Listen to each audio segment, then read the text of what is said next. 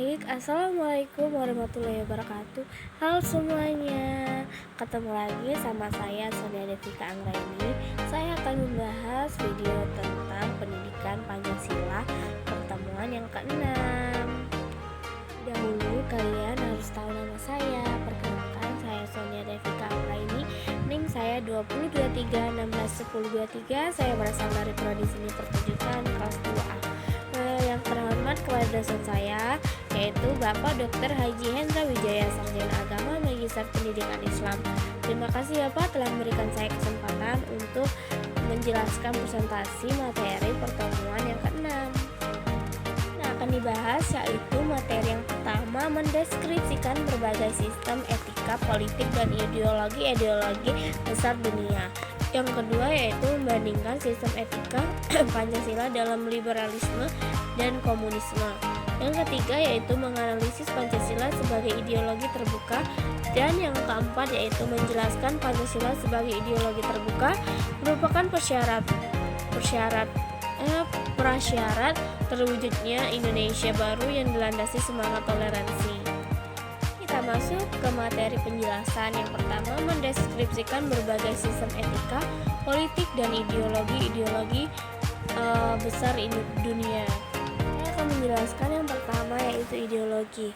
Ideologi adalah seperangkat keyakinan atau filosofi yang dikaitkan dengan seseorang atau sekelompok orang, terutama karena alasan yang tidak murni epistemik, di mana elemen praktis sama menonjolnya dengan elemen teoritis.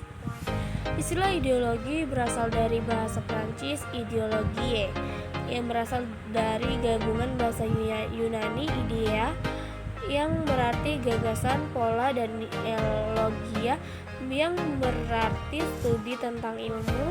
Yang mempelajari istilah ini diciptakan oleh Anthony de Soudanel, seorang arsitek dan filsuf pencerah Prancis. Ke politik, ideologi dunia yang pertama yaitu kapitalisme.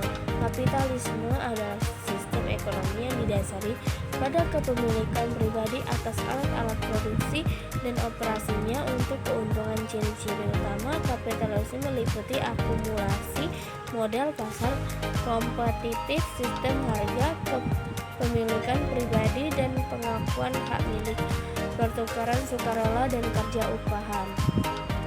Yang kedua yaitu ada liberalisme. Liberalisme adalah filosofi, politik, dan moral yang didasarkan pada kebebasan persetujuan dari yang di pemerintahan dan persamaan di depan hukum.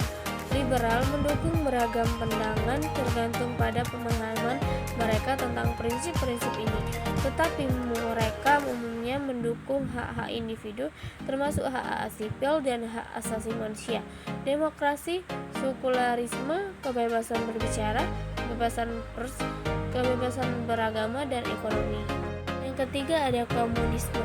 Komunisme adalah ideologi dan gerakan filosofis, sosial, politik, dan ekonomi yang tujuannya adalah membentuk masyarakat komunis, yaitu tantangan sosial ekonomi yang terstruktur di atas gagasan kepemilikan bersama atas alat-alat produksi dan tidak adanya kelas sosial, uang, dan negara.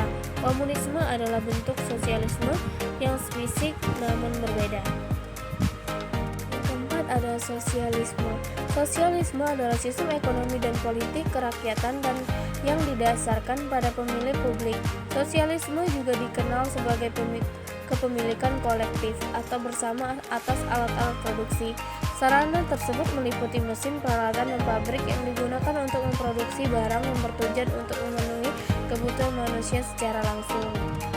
Kelima ada nasionalisme. Nasionalisme adalah ideologi di mana orang-orang yang percaya bahwa bangsa mereka lebih unggul dari yang lain. Rasa superioritas ini sering berakar pada etnisitas bersama. Dalam situasi lain, nasionalisme dibangun di sekitar bahasa, agama, budaya, dan seperangkat nilai sosial yang sama. Bangsa menekankan simbol bersama, cerita rakyat, dan mitologi. Berbagai musik, sastra, dan olahraga dapat semakin memperkuat nasionalisme. Ada fasisme. Fasisme umumnya dikaitkan dengan rezim Italia dan Jerman yang berkuasa setelah Perang Dunia I. Meski negara-negara lain juga telah diperintah oleh rezim masif, The Cavalier di Jerman, Benito Mussolini di Italia, Francisco di Spanyol, dan Juan Perón di Argentina adalah pemimpin fasis paling terkenal di abad ke-20. Yang ketujuh, feminisme. Feminisme adalah gerakan sosial, politik, dan ekonomi. Feminisme adalah sebuah ideologi tantangan mengubah cara orang melihat hak laki-laki dan perempuan, terutama perempuan, dan mengkampanyekan kesetaraan gender. Seseorang yang mengikuti feminisme disebut feminis. Feminisme dimulai pada abad ke-18 dengan pencerahan kontroversi atas perbedaan antar jenis kelamin menyebabkan diskusi tentang kesetaraan. Kita akan membahas materi yang kedua, yaitu membandingkan sistem etika Pancasila dengan liberalisme dan komunisme. Perbedaan ideologi Pancasila dengan liberalisme. Di bidang politik adalah Pancasila mengutamakan keseimbangan antara hak dan kewajiban, sedangkan liberalisme mengutamakan kebebasan hak individu secara mutlak. Pancasila cenderung mempertahankan konsep negara dan demokrasi dengan sistem perekonomian yang mengikuti sertakan sektor swasta dan publik. Adapun komunisme berfokus pada negara yang mengendalikan ekonomi dan kebijakan politik secara penuh, tujuan untuk mewujudkan masyarakat tanpa kelas. 3. Menganalisis Pancasila sebagai ideologi terbuka. Pancasila sebagai ideologi terbuka dapat menyesuaikan diri dengan perkembangan zaman, ilmu pengetahuan, teknologi, dan perkembangan aspirasi masyarakat. Hal ini dikarenakan Pancasila sebagai ideologi terbuka bersifat intelektual, dinamis, dan antisipasi. Pancasila sebagai ideologi terbuka memiliki peran penting dalam konteks sosial, politik, dan budaya di Indonesia. Berikut adalah beberapa peran utama Pancasila sebagai ideologi terbuka. Pertama, yaitu menjaga keberagaman dan persatuan. Pancasila sebagai ideologi terbuka mengakui dan menghormati keberagaman masyarakat Indonesia.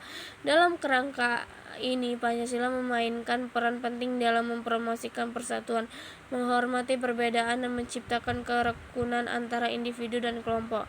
Dengan pendekatan terbuka, Pancasila memfasilitasi dialog, pengertian, dan kerjasama antar berbagai kelompok dalam masyarakat.